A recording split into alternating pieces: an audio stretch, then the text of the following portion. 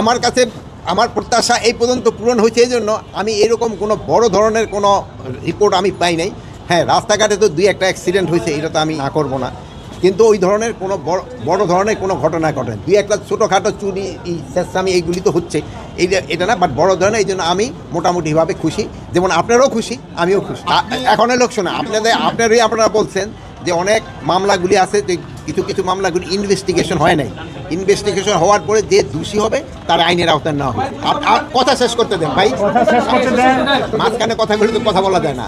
আপনারাই কিন্তু সবসময় বলছেন নির্দোষী যেন কোনো অবস্থায় সাজা না পায়, এই জন্য আমাদের ইনভেস্টিগেশনটা করতে দেন।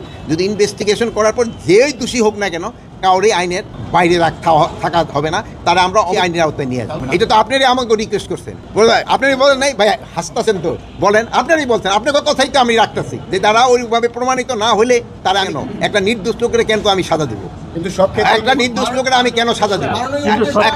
একটা আরে ভাই শেষ করতে দেন, একটা দোষী যে হবে তারা আমরা শাস্তি দেবো।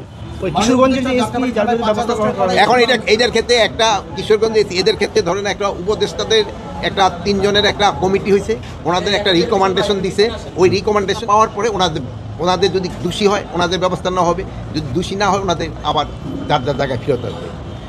আর কোনো কিছু তো আপনারা দোয়া করেন, ভালো থাকেন, আমি আবার দেবো।